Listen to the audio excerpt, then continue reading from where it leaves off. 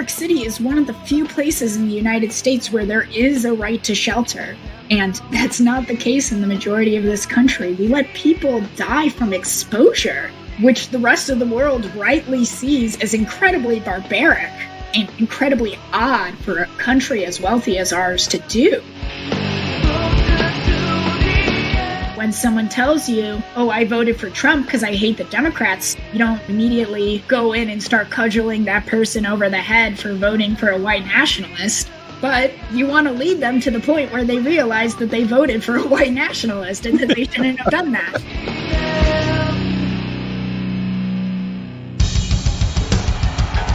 What I have said is that this campaign is not just about electing a president. It is about making a political revolution. MMT. Taking money from our children and borrowing from China. People are dying. Is the program so critical it's worth borrowing money from China to pay for it? And if not, I'll get rid of it. Stop lying!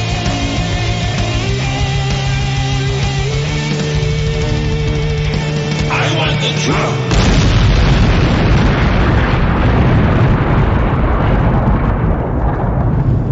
Now let's see if we can avoid the apocalypse altogether. Here's another episode of Macro and Cheese with your host, Steve Grumbine. And this is Steve with Macro and Cheese. Today I'm bringing on Emma Caterine. You've heard Emma on here before with me. We've spoken previously about private debt. And we've also had her on as our national outreach call, VIP. And without further ado, I'm going to just introduce her one more time because Emma is just an exceptional thought leader. And it's just so wonderful to actually have her rejoin us. Emma is a partner at the consumer protection civil litigation firm, the Law Office of Ahmad Keshavarz in Brooklyn, New York. Emma became interested in issues of economic justice during the foreclosure crisis and the resulting Occupy Wall Street protests. Emma has also been actively involved in socialist and social justice politics since high school. She is a proud member of the Democratic Socialists of America and the Modern Money Network. She has advocated for financial regulations like a 15% interest rate cap in both the halls of Congress and through publications like Yale Law School's Law and Political Economy blog. She believes that only a government by and for the working class, implementing programs like a Green New Deal and job guarantee can ever fully secure the equity that she fights for in the courts every day. And with that, Emma, welcome. Thank you so much for joining us again today. Thanks for having me. I'm very excited to be on. Absolutely. This whole season here, I just recently got tested for COVID-19, and it's a very scary time for a lot of us. Seeing the world around us deteriorating, watching a farce of an election and all kinds of shenanigans going on with the Trump administration and now the Biden-Harris administration getting ready to take over. It's left a lot of us leftists feeling wanting and not very hopeful and quite frankly, looking at the world through very jaded eyes. I'm curious, what looks to be like a debt tsunami coming crashing down in the next month or two.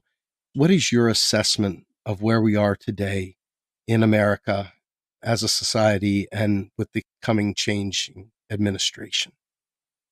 Yeah, so I want to start off with being as real with your listeners as I can be because I always try to keep things positive and action-oriented, and doing that in this moment, when you said things are pretty grim, could be misinterpreted as naive. And I may be a fool to remain positive right now, but I'm not naive. And I can tell y'all right now that the most pessimistic I have ever been about politics was when I was in the streets about a month ago with everyone in New York City celebrating that Trump had lost the election. I was so sour despite all this joy around me because I knew this celebration was a finale for some people. And the reality is that no matter who was elected president in November, things would and will continue in about the same way as they have. I'm not denying that Trump was an especially bad person. The guy just pardoned some of the most contemptible war criminals imaginable, which really sort of showcases just how bad of a person he is. But the reality is that the president doesn't really run this country. The president has a lot of power, but for the most part, that power is not actually used, at least within the United States. When it comes to our relationship with other countries, it's a little bit different. But for the most part, our country is run by corporations. And those corporations are currently not subject to the democratic will of the public. Even people as purportedly progressive as Elizabeth Warren are not against this general dynamic of so-called market rule, what I would call a form of corporate authoritarianism. We have a lot of work to do when there are so many people thinking that Joe Biden replacing Trump is reasons to flood the streets, to dance and have this great finale celebration. Don't get me wrong, I love dancing. I will take any excuse to dance. I was out there dancing, and specifically dancing and also canvassing for Medicare for All. Because we aren't going to change this by lecturing or shaming people. And I think it can be a really difficult impulse to resist when things are so grim and it feels like people are just in denial about it or they've just given up. It can be easy to give in to the temptation of trying to shame people into action, but that doesn't work. We have to meet people where they are at. And where a lot of people are at right now is thinking the battle is over because Trump is gone, or in some cases, that the battle will be over when the Georgia special election is over in a few days. Now, we are in the midst of the most heightened state of class war since the Great Depression. We have to wake people up to that reality. People experience it in a visceral way. They've lost their jobs or lost income. Their family and their friends have lost jobs. They have all this accumulating debt from rent, from auto loans, from credit cards. They experience that viscerally, but they experience it in a very sort of individual way. A lot of people feel very isolated. They may understand in a sort of rational way that they're not the only one going through this, but in terms of what they feel like they're the only one going through this. And the task of organizing politically is really about letting people know that they're not alone. That's, I think, why the Bernie Sanders campaign resonated with so many people, because of that slogan, not me, us. It was about looking around you, looking at all these people who are in so many ways different from you, but at the same time, all have these shared day-to-day struggles. I do have some good news to share today. It's not all going to be grim, but I do just want to say that I realize that the good news is a single ray of hope in an abyss. I'm not denying that the abyss is there, and we have to confront that, you know? I think a lot of people are resigned as much as they are in denial. And denial is often caused by resignation, you know? Not to use a super corny illusion, but I'm going to use a super corny illusion. The character Cypher, the Matrix, the guy who, you know, is eating the steak and he's like, I know the steak isn't real, but it tastes so good. And, you know, we live in a society where that's a very real phenomenon. We have a lot of things that really sort of pique just our senses, our most sort of visceral senses, this 24/7 media, all these streaming services. It's very easy to numb ourselves if we want to numb ourselves. So we have to figure out how to convince people to not numb themselves and instead to join us in the struggle to make a better world. The struggle is not a new struggle. You look through history and there's been struggle across generations, across continents, across seas. Struggle is pretty much everywhere. Where do you see us in terms of that class struggle in the United States? Do you see people aware even of the struggle? Are they aloof? Are they completely not in touch with the fact that this struggle is happening? So I think the overall dynamic, that is, I would say, the case. But there's much more people attuned to the reality of class struggle than there has been in my lifetime. It's the highest it's been in my lifetime. And I think for me, I always feel pretty good about where we are at, having first become political during the George W. Bush years, which were frankly the worst years for the left in the US ever. Ever. The worst years. Years of very brutal repression. People forget how many people were imprisoned just for protesting. I have friends who got year-long sentences for protesting, and there was no anti-war movement, really, despite the fact that the United States was engaging in some of the most brutal wars in its history. And to have come up in those years compared to our current state, there's a lot to be thankful for, particularly that we have great independent left media like this podcast. It allows people to sort of penetrate through the corporate news. I mean, that was such a huge thing during the Bush years, was just that the corporate media was just literally reprinting Pentagon press releases, word for word. Yes. It was farcical. And we also have mass organizations like the Democratic Socialists of America, like Make the Road in New York and New Jersey. Lots of really great mass immigrant groups. The Black Lives Matter protests, obviously, which are arguably the largest social movement in our country's history. And we have a renewed interest in labor organizing. We have the highest union density, I think, since the 1970s. Hey, you know something? It's funny you say that. And talking with Sarah Nelson and Mhm. Joe Burns, both said you got 6% unionization in the private sector. And I think it was something in the neighborhood of 30 some percent in the public sector. It's still not great. I No. mean, it's definitely better, but it's Yeah. not great. No, that's right. Yeah. We should be realistic about it. At this point, it's more renewed interest than a renewed base of power. There's a lot of reasons for that. I'm sure Sarah touched on a lot of them, and she knows a lot more than I do about this subject, so I won't retread that too much in detail. And, there is the big issue, and I'm biased, obviously, because it's the issue I work on, but there is a lack of class conscious politics around the issues of debt.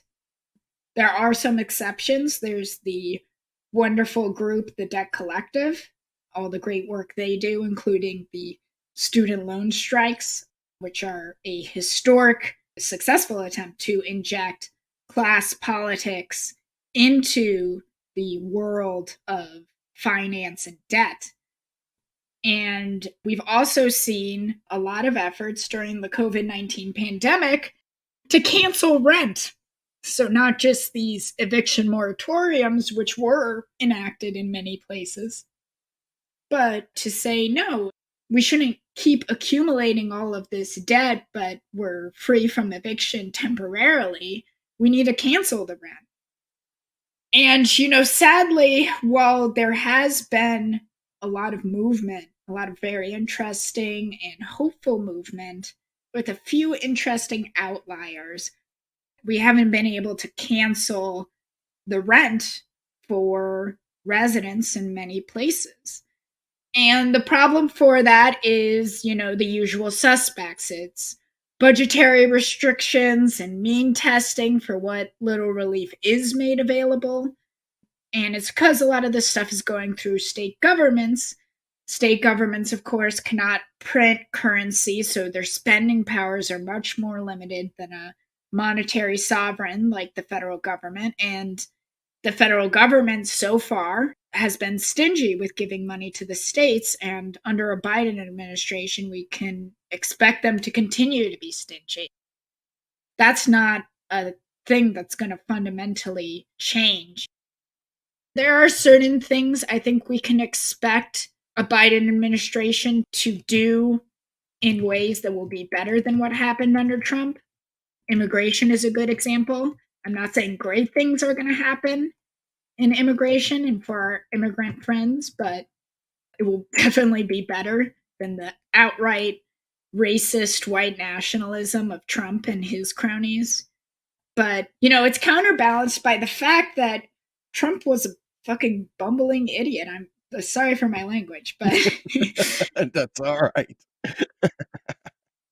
there is a sort of a silver lining to his entire administration that the competent people like Stephen Miller were really focused on the issue of immigration, and Trump appointed the usual suspects in all the other areas. He appointed people like John Bolton and James Mattis and all of these sort of typical conservative economic guys, despite his whole BS messaging of economic populism.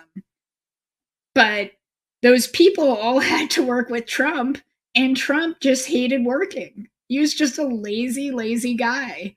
And that stopped a lot of things from getting done, besides the tax bill, which was a huge blow to working class people, a huge redistribution of wealth upwards.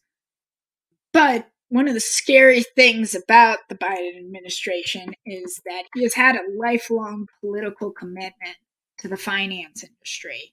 And it's not a cynical commitment. It's not just, oh, they're helping me, so I'm going to help them. He's a true believer in financial capitalism. His political career really lifted off in the 70s and 80s. And it was a great time for Democrats who embraced neoliberalism wholeheartedly. And he was one of the foremost people who did so.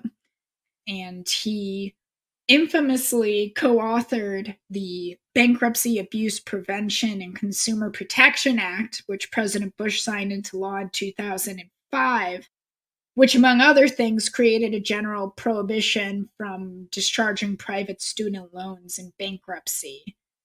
That provision in particular really highlights his ideological commitment, because that prohibition was unprecedented. The logic behind generally prohibiting federal student loans from being discharged in bankruptcy is an old one. It's borrowed from similar exemptions for tax arrears in bankruptcy. Basically, if you owe the government money, the government is not going to get rid of that debt that you owe because it's their money. They want it. It's a public obligation rather than a private agreement. But what Biden and the Republicans did with the 2005 bankruptcy bill was create this whole new and backwards logic of prohibiting private student loans generally from being discharged in bankruptcy. And those were just loans from banks and other lenders, like any other kind of debt, like credit cards or auto loans or whatever. They're not public obligations, they're private agreements. That's not just a disgusting attack against poor people and middle class people in this country, but it was also just a terrible proposal economically. I wrote a whole law review article going into depth about why, which you can find on SSRN. But in short, bankruptcy was created by the finance industry itself because people in a lot of debt don't take out new loans and they don't buy stuff. And if you want to keep the economy running, if you want to keep the cycle of creating and selling goods to generate a profit, you need bankruptcy. And so the whole point of going over this is to say that the Biden administration is not only ideologically committed to the finance industry, but Biden is so committed to the finance industry that he will actually do things that hurt the economy overall, not just working people, but the economy overall, just to make short term profits for his friends in the industry. And that's incredibly concerning. What a victory for America, huh? What a victory. It just makes me get all warm and fuzzy thinking about what a great administration this is going to be. Yeah. And returning to the situation with rent, the state governments have been saying, because of their budgetary limitations, oh, our hands are tied. We can't do anything. And that's not true. What funding they have been able to get from the federal government and from their own revenues hasn't gone to relief for renters. They continue to implement means testing, which is actually a very budget intensive way of providing relief. And to see why it is, you just need to look at the tentative distribution of the second stimulus checks, which they're predicting will be done in a few weeks after the bill is passed. Because aside from not going to immigrants, it's a very straightforward thing. Everyone gets one of these checks. And the sort of crazy means testing around the rent relief that has been made available. You know, in New York, for example, they include unemployment income in the income means testing for rent relief. That's insane. That is absolutely insane. Unemployment is not a job. Unemployment is not a guaranteed form of income, because in New York and in pretty much the rest of the country, your unemployment is seriously limited and can easily be withdrawn for the most ridiculous reasons. The moral hazards they're fighting against are just like phantoms, aren't they? Every time they did the stuff, they claim moral hazard. All I can think of, every time a person that I know of has been unemployed, they don't just lose what they lost from not having the income. It's all the fines, fees, and penalties that come with it that make being poor even more expensive. It's insane. That's right. And, you know, I'm trying to remember a friend of mine, he's also a lawyer in consumer protection. He said a really funny thing to me one time about moral hazards. I'm going to butcher it, so I'm sorry, Sparky, if you ever listen to it, but something along the lines of, if another person tells me that something is a moral hazard, I'm going to have to make their life very hazardous. It's a very silly term, and it's really one that is overused, and even in a limited way where it could make a certain amount of rational sense, it's almost always in these models that neoclassical economics loves to use, where the model is all nice and beautiful in its abstract vacuum world that is nothing like the real world that we actually live in. And that's a really important point, because these austerity politics, they're not pragmatic, they're not some kind of cost cutting realism. It's an ideological belief that when times get tough, the worst off people should be the ones to shoulder the burden. It's not a mistake, it's not a hard reality. It is class war, it's an element of class war. Gross. Gross. Bernie never really came out with the whole MMT angle.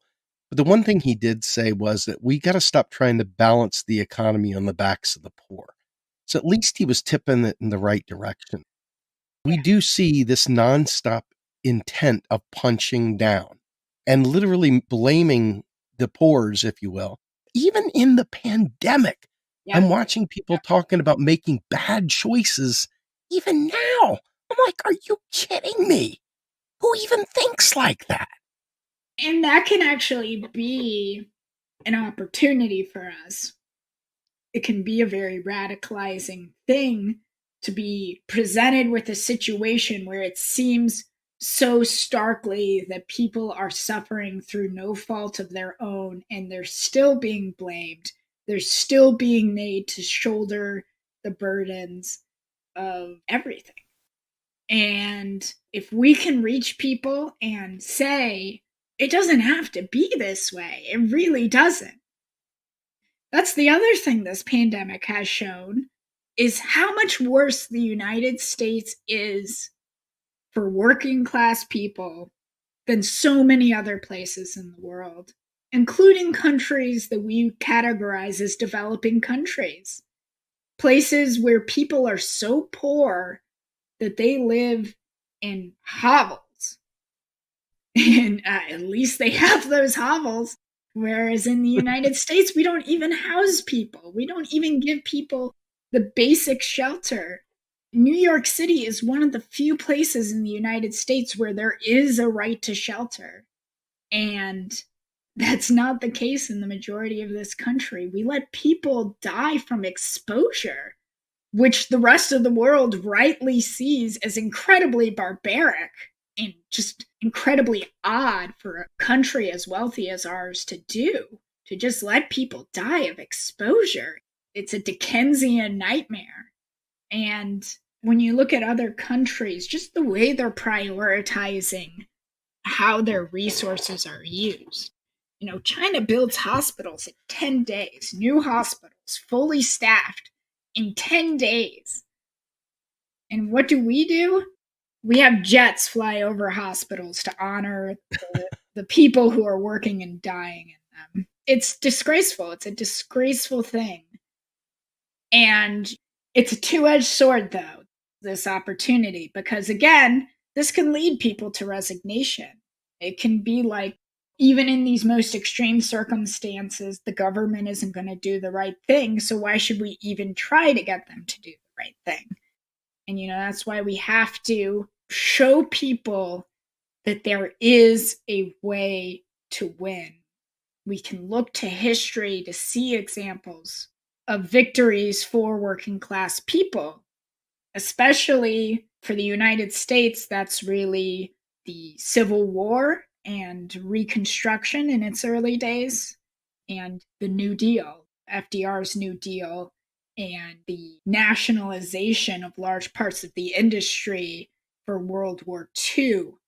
We can do so many of these things if we can win them politically. And there are so many of us. There's so many more of us than there are of them. And there are ways to build the coalitions that we need to win. So, for example, with student loan debt, I was outlining how bleak the circumstances are with Biden as president. But he's something of a puppet president-elect, right? We probably couldn't get away with saying this on like CNN or something. But on this podcast, we can all yes. We can all acknowledge that he's a demented fool. He is not mentally well, nor are a lot of his colleagues, a lot of the people who came up in the neoliberal years like he did. So there's a lot of possibility for the issue of student loan debt in particular, because a lot of the new and younger people in politics, the people who actually do all of the work, Biden doesn't do work. I mean, people in his position don't actually do work. They just tell other people to do work. And those people who are doing the work are people who oftentimes have lots of student loan debt. They have a vested interest in this kind of policy that their respective ideologies might not cohere with normally. So we can kind of build a loose coalition of these people on the inside who wouldn't normally support policies like this because they work for someone like Biden, and combine that with the grassroots movements that we have been creating over the past few years. The harms of student loan debt predominantly harm people of color. It's a great issue for building a multiracial coalition of working class people. And we could get something done. Now, I don't think it's going to happen in 2021, but in the next 2 to 3 years, I think it could happen.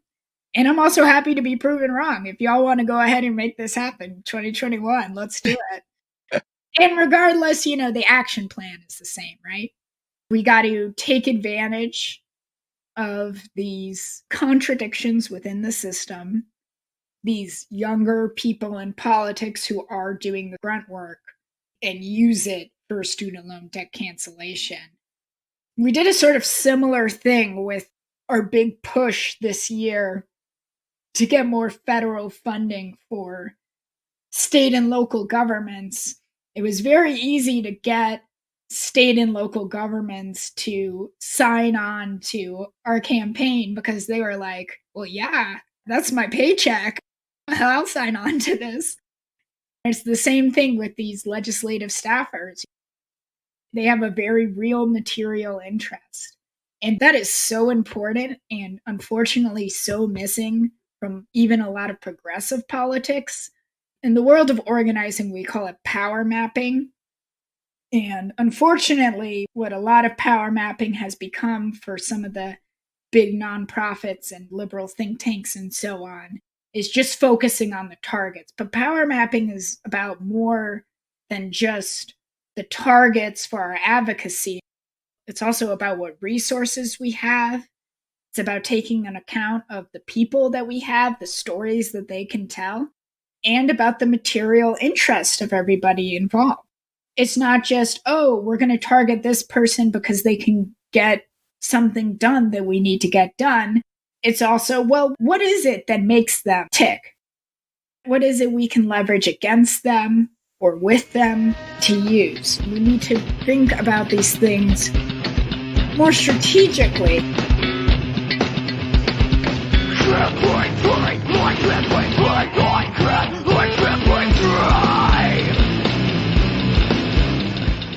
You are listening to Macro and Cheese, a podcast brought to you by Real Progressives, a nonprofit organization dedicated to teaching the masses about MMT, or modern monetary theory. Please help our efforts and become a monthly donor at PayPal or Patreon.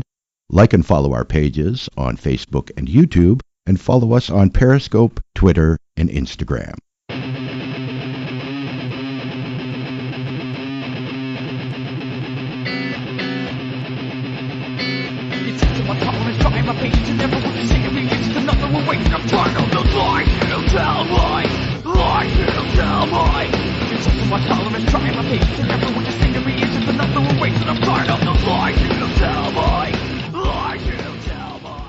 Just rolling it back for a minute. I spoke with Steve Keen a few weeks back, and a few months back, I had spoken to Michael Hudson. Both of them are on the record for saying we need a debt jubilee, period, outright. Steve Keen more targeted, but in general, a debt jubilee. Student loans seems like a no-brainer. Number one, the government holds the debt. Number two, it is a public service that helps the country in general. Every ounce of this looks good. The problem I see out there is the moralizations of the people that have already paid their student debt that say, hey, it's not fair that I paid mine. I can imagine a former slave looking back saying, well, hey, I don't think it's fair that you get away with this. After all, I did 20 years of slavery. Why should you only do one? This is the kind of thinking that I see. And that moral hazard, that moral bullshit argument is the bigger of the ones. Less so an economic one and more so a hating your neighbor a little bit more than you should. What do you think about that? I completely agree with you. I was actually saying something similar. I was talking to one of my former law professors, and he does a lot of work, Professor Alan White. If you're into legal stuff around these kind of issues, I recommend looking him up because he's written lots of interesting stuff about this. And he teaches classes on law and political economy as well as contract law and so on. When we were talking about it, I said that the positive side of this, the thing that makes me hopeful about the future of student debt cancellation, is a lot of the economic arguments aren't holding as much weight as they used to. not to overemphasize Twitter, because Twitter is a very particular subset of people, but it is a lot of policy people are on Twitter. People may recall a recent incident where a certain unnamed someone argued on Twitter that student debt cancellation would be bad because the holders of the debt would be taxed for the cancellation. And that's just false. It's just wrong. It's not true for like 10 different reasons.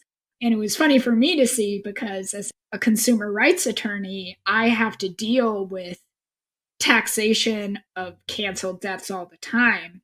But there are ways to get around it for all sorts of debts. And there are particular rules for student loan debt that prevent its taxation. And then, most importantly, if you pass either a law through Congress or you do an executive order, you can just say, we're not going to tax it. There's no reason that, like, oh, there's some sort of natural law of taxation. And, people were laughing at it. I mean, people thought it was funny. It was so bizarre and obviously wrong. And it was great to see that because those are the sort of arguments that just even 5 years ago, people would somberly nod their heads and be like, oh, yes, yes, the taxation. And now people have realized, no, that's garbage nonsense. That doesn't make any sense. So a lot of the economic arguments we've won, we've made some substantial gains in that realm. But then again, you're talking about the moral arguments, and that is a fundamental part of the ideology of people like Joe Biden. The bankruptcy law I keep coming back to, it's called the Bankruptcy Abuse Prevention. That's part of the title of the law. And what they were actually talking about when they said bankruptcy abuse was people filing for bankruptcy who either made a little too much money or didn't have, and I'm using the real terms they use in the law, who weren't living in accordance with their lifestyles. So you literally have cases where judges allow people to get tens of thousands of dollars discharged in debt because they are the vice president of a company. And as a vice president of a company, it's totally within their lifestyle to buy expensive clothes from a boutique store using a credit card. But then when you have a working class woman who makes $35,000 a year, her debt of $1,000 or $2,000 accumulated in a very similar way cannot be discharged. They say, no, no, no, no, no. You're a poor person. You shouldn't be shopping like this. And that's the sort of logic. It already existed in the system to a certain extent, but the 2005 bankruptcy law really made it explicit and presumed. Now, when you file for Chapter 7 bankruptcy, you're going to immediately have to prove that you are not, quote unquote, abusing the system. And it's led to many more people filing for Chapter 13 bankruptcy.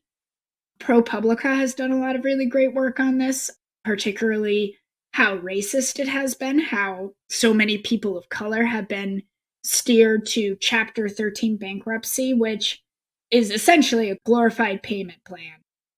You are expected to pay back most, if not all, of the debt that you have accumulated, no matter how big it is. And it's a ridiculous system that, again, doesn't even make economic sense. But because there is this sort of moral idea that being poor is a moral wrong in this ideological framework. And that's a hard thing to get around because that ideology runs deeper than just people like Biden. We see it all the time. I'm sure we all have family and friends who talk that kind of bullshit. And Yep. I don't want to go too much into my own personal business, but I have family members who voted for Trump. And I'm just like, man, how could you? It's hard to reckon with that, but we have to. We can't afford to give up on people like that. We're going to need everyone we can get in order to win. And something that you can see consistently, both from history and from a lot of political science, is that people's views are actually pretty malleable at the end of the day. And people in the United States generally want to help other people. Despite the ideological constraints we live in, we're a pretty cooperative society, person to person. So we just need to create the outlets for that and encourage it rather than what our economy and our institutions do, which is to encourage selfishness and greed and avarice against other working people when other working people aren't the reasons why we are poor and why we are destitute. It's interesting. Addie Barkan went out there celebrating the fact that the Democratic Party had won, kicking the Green Party off ballots. And I was so dismayed. I read this. Am I really reading this correctly? He's literally celebrating that the Green Party got kicked off in Pennsylvania. So that leaves me literally, if I quote unquote vote my conscience, that literally leaves me writing in someone, which I know is as good as wiping my tail end and throwing it in the toilet, or I have to vote for one of these two people who are going to put policies, procedures, legislation, a whole way of thinking that I am literally diametrically opposed to. For me, it broke my heart. And I know a lot of people, I'm not making excuses for them, I'm simply going to explain, that went ahead and voted for Trump or said they were going to vote for Trump, not out of some Yeah. ideological thing, but out of a direct hatred, not dislike, Oh, hatred yeah. for the Yeah. Democratic Party for what they had done to Bernie Sanders, to a movement, and watching the Nero Tandons of the world and others gloat and chuckle and laugh at our sadness.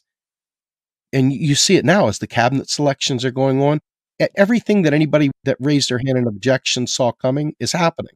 So you can understand why people say, you know what, I'm going to go the extra mile.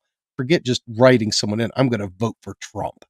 And again, not the politics I would have chosen, but at the same time, I understand it when you feel like you've been boxed in and all your options removed. Absolutely. If you live in a place like New York City or Chicago or any other place that is essentially a place where Democrats are the political game, where the Republicans don't even have a presence, or vice versa, it's even worse. You don't even have a choice between the lesser of the two evils. And that's why the work of DSA is so important. And I think this might be a good point to transition to the major goals I think we should all have for 2021. The first of which is we got to up our numbers drastically. What happened with the Bernie campaign, but then on the converse side, the amazing things that happened with the Black Lives Matter movement this year shows that we need to up our numbers drastically. But if we do so, that's going to get us so much power. So in DSA, we had this campaign to get to 100,000 members.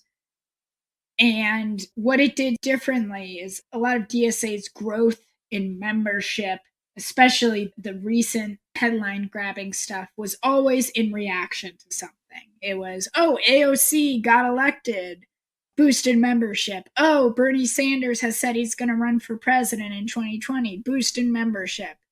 And instead of waiting for these events to happen or for these wins to happen, we intentionally used our membership, just a basic growth strategy of, hey, if every one of our members recruits 10 people, we're going to expand our numbers exponentially. And we haven't gotten to 100,000 yet. We're at 85,000, I believe. But that's a huge increase for us. And, frankly, it's much better than most of the other organizations like us in the United States. And if you have your own organization and you're not in DSA, that's fine. I want everyone to be thinking about recruitment very intentionally and about drawing in other people very intentionally, and specifically increasing our presence outside of places with liberal political establishments. DSA has had some success with that in Texas and Montana, among some other places, Arkansas. And that's going to require alternative messaging and specifically accounting for meeting people where they at and moving to people to where they should be. It means when someone tells you, oh, I voted for Trump because I hate the Democrats so much, you don't immediately go in and start cudgeling that person over the head for voting for a white nationalist. But you want to lead them to the point where they realize that they voted for a white nationalist and that they shouldn't have done that, you know? And that's tricky. I'm not saying it's easy, but it's possible. I've seen it happen. I'm going to continue seeing it happen. And it's tricky because at the same time, we obviously really care about each other. We're all in this together.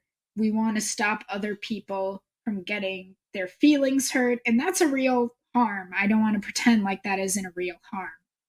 And of course, a lot of the fear of quote unquote identity politics is a kind of modern hysteria that is as antithetical to class struggle as someone like Neera Tanden is.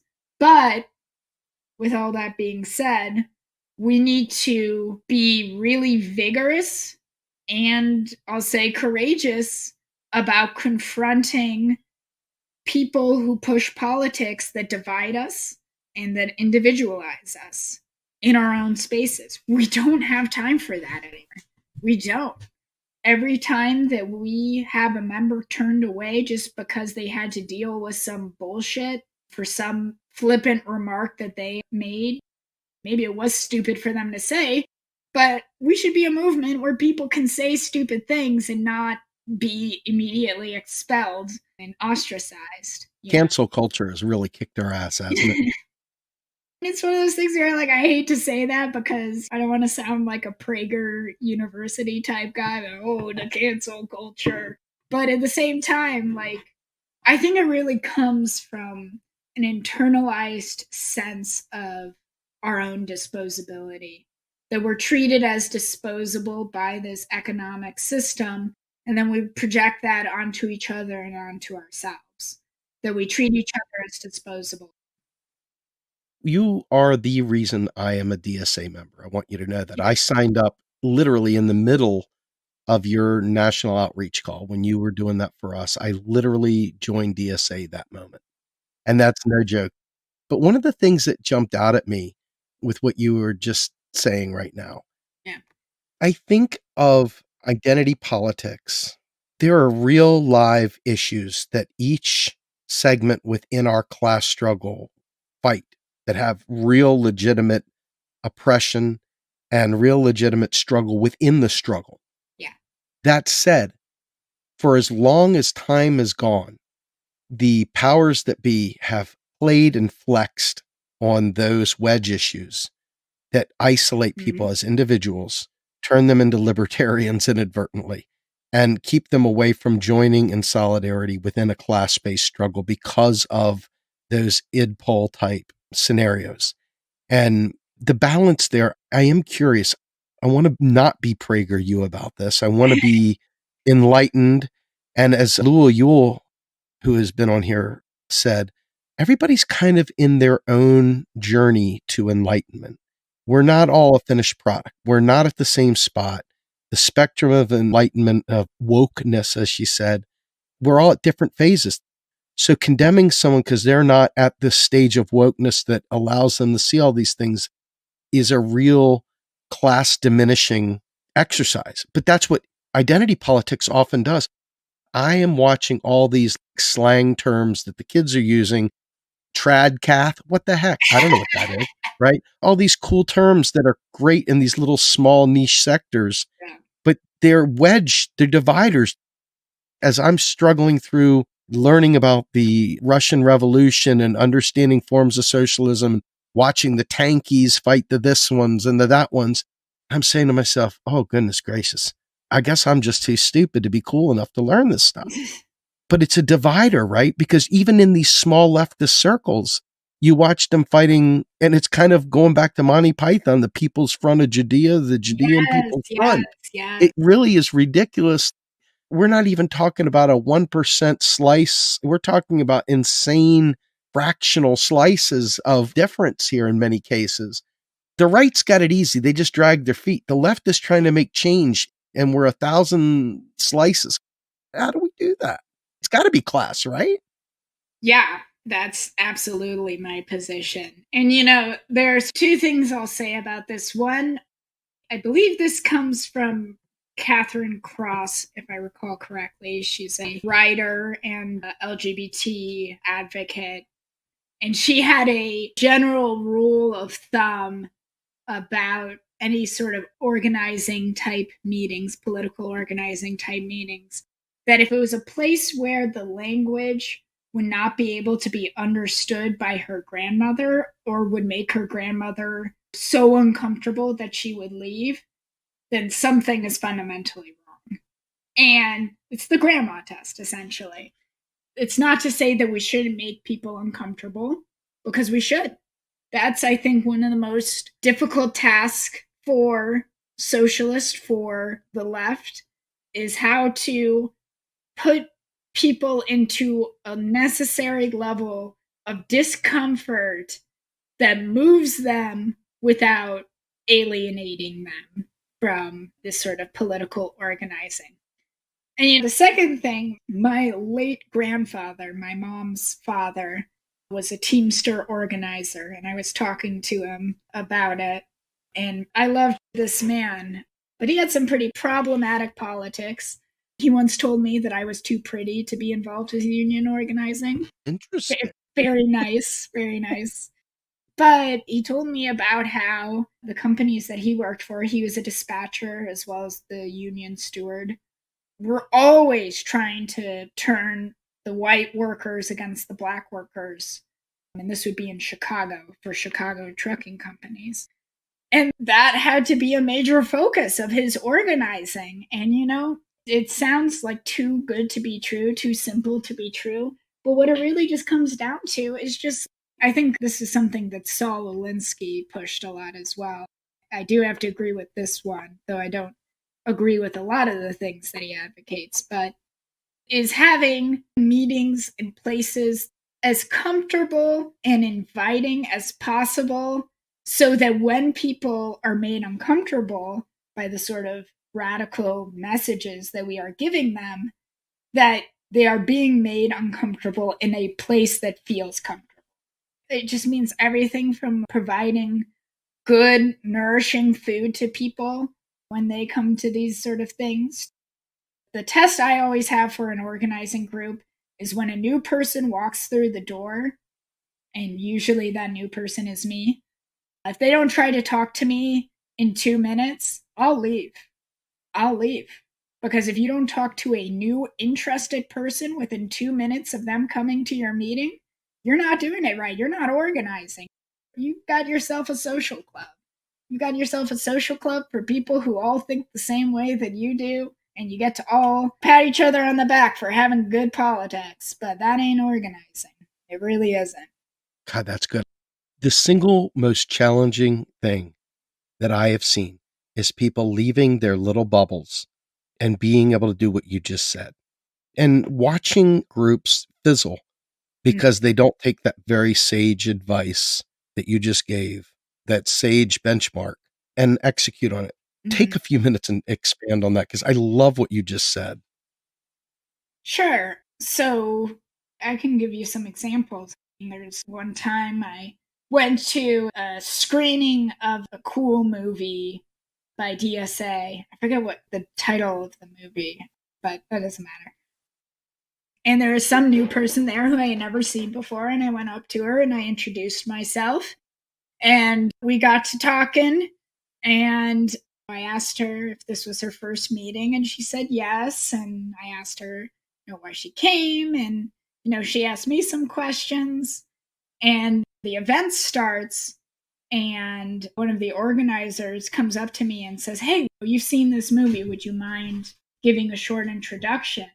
And this new person was shocked that I was an important enough person that I would be asked to do the introduction for this event and that I was talking to her. And that shouldn't be shocking. I mean, I was almost embarrassed that it was shocking to her because that's what we should cultivate. And it's one of the reasons why, for whatever disagreements I may have with her, I will always admire AOC so much because she just has that on almost 24/7. She is such a welcoming presence and just a thoughtful person who listens to other people. And that's just such a basic component of good organizing that we should all be striving for. And I'm not saying be friends with everybody or that you can't hate people who you organize with, because we all do, whether we admit it or not. But you want to think about what you're doing and think, is the way that I'm acting towards other people going to get people to come back and continue organizing with us, or is it going to be off putting to people? And you need to constantly be reassessing that. And the other thing is you got to also consciously be trying to up the ante for people. In the organizing world, they often talk about layers, like a bullseye type target model where you have the core organizers are the center of the target. And then each ring that's more outer is people who are less and less involved and harder to reach and get organized. And the goal is always to try to bring people closer to the center, more involved, more interested, more integral. And we're all limited in what we can do. There are very few of us outside of some omega organizers like Sarah Nelson. Most of us are pretty limited. We have day jobs that are not organizing related. What it can mean is just spending a lot of time one-on-one with some person and getting them to a point that they can start organizing other people themselves. That's the thing I'm most proud of in all of the work that I've done.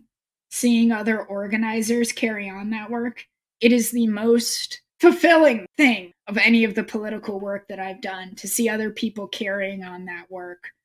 So do it because it's the right thing and it's the strategic thing, but also it's going to make you feel great at the end of the day. When years from now you see those people who you trained and who you helped to get to another level, you'll feel really good about that. We have a saying here, each one teach one. And the idea of trying to educate one another and lift each other up is just really powerful. But the other idea of succession planning, this goes back to business thinking even. You always want to train your replacement, so to speak. You Mhm. always want to try to build new leaders, help them become fully self-sufficient so you can have a force multiplier. That seems to be a very key core concept within organizing, to make sure that you're not just creating followers, but you're creating co-leaders, people that are interested in taking the cause further and pushing the envelope, expanding out to those outer rings that you were describing in the concentric circles thought process. Yeah. So I really want to say that it sounds to me like the message from Emma Caterine is organizing is the word to start 2021. Is that correct? Oh, absolutely. Absolutely. And I can't say too much, but I do have an announcement of sorts, which is that the folks at the Modern Money Network and at DSA, we're all working on a groundbreaking job guarantee bill with members of the legendary squad in Congress. And that's going to be something that will be public soon. There'll be more information on that soon. I can't say anything yet, but that is something I'm very excited about. Yes. What I want folks to do is to start talking up the job guarantee now. We don't need for the bill to be public to start talking about how important this is. And you don't need to talk to your Congress people about it. It's best to wait for the bill to have those kind of conversations. I mean, talking with your family, your friends, any kind of community groups that you're involved with. If you want talking points, if you want to learn more, there's a great website called jobguaranteenow.org. It lists 10 principles of a job guarantee. And if you're not sure where to get started with organizing, check out DSA. We have a group called the Eco-Socialist, and they are really the ones who have taken on the job guarantee campaign. So check out DSA Eco, like ecological, Eco-Socialist. They have the same sort of job guarantee principles as the Job Guarantee Now website, and you can sign up with them to get involved in this organizing. That's fantastic. And as a card-carrying DSA member, I'm excited to get involved. So with that, Emma, thank you so much for helping us break in 2021. This is our first podcast. You're the 101st podcast, as Sarah was our 100th. And I'm really grateful that you came on, and it's been a pleasure. Thank you so much. Well, thank you so much for having me. This was great. Absolutely. Steve Grumbine, Emma Caterine, Macro and Cheese. We're out of here, folks.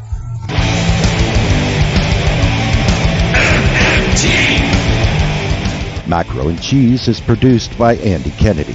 Descriptive writing by Virginia Cox and promotional artwork by Mindy Donham. Macro and Cheese is publicly funded by our Real Progressive Patreon account. If you would like to donate to Macro and Cheese, please visit patreon.com/realprogressives. I want the truth.